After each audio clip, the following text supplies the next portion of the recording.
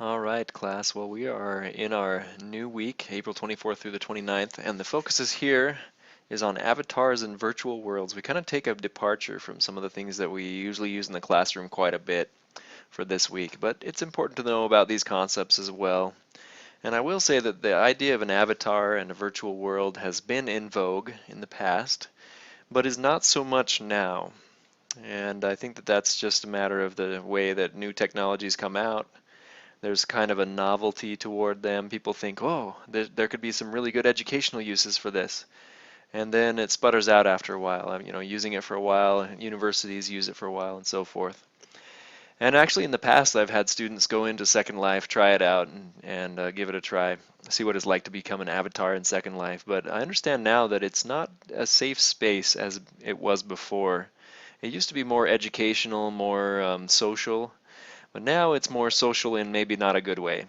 And so that's just a concern that I have with Second Life and so forth. But anyway, you'll be reading the chapters 23 and 24, and then a few more articles on, the Second Life and learning and how Second Life was working for learning as well as virtual worlds there.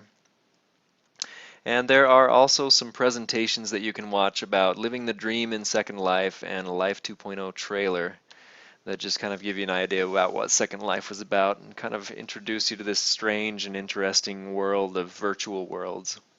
And at some point during the heyday of Second Life, there was quite an economy, actually, an economy the size of a small country, all within that world, and they used a special, I guess, a special monetary unit that you could transfer your dollars into and use those and buy those in the virtual world.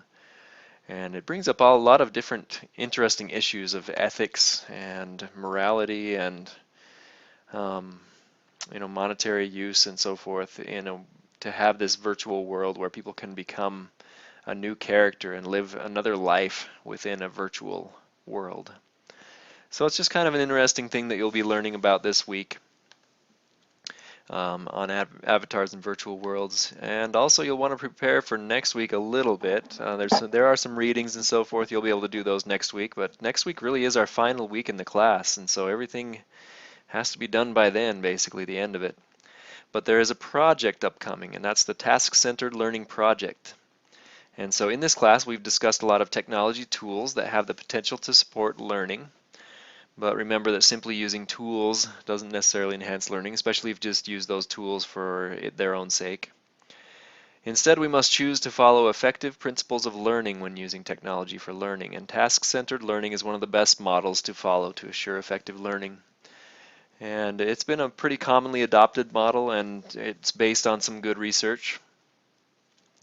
And so what you're going to do is pick one of the many tools that we have discussed in this class and then submit an assignment that shares how this tool could be used as part of a task-centered learning experience. Now you might have to go back into the archives, so to speak, of past weeks in the class and remember what task-centered learning is all about. You have learning tasks, you have activation of prior knowledge, you have demonstration and modeling, you have application, and you have integration and exploration.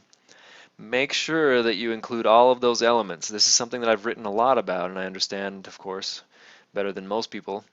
So you're gonna have to impress me on this. Make sure that you choose a tool, and then plan a lesson around that technology tool that supports task-centered learning, in which students must do a task. And then let's see, you can submit this assignment in several different ways. It could be a podcast or recorded presentation of about 6 to 10 minutes in length, and we've done some of those already. Or it could be a paper of about 6 to 10 pages.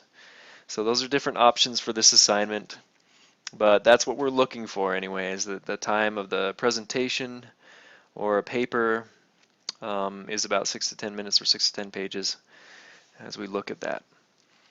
And I'm going to be looking for these things: the introduction to the tool. So first introduce the technology tool that you have learned about this semester.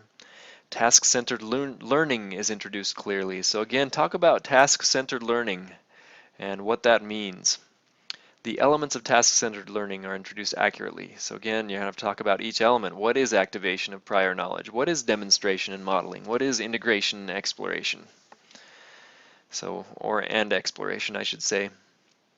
The assignment is the appropriate length, and it is of high quality. If it's a recorded presentation, make sure your voice is professional. If it's a paper, make sure it's free of grammar and spelling errors and well formatted, and those kinds of things. So that becomes the final project, so to speak, for this class.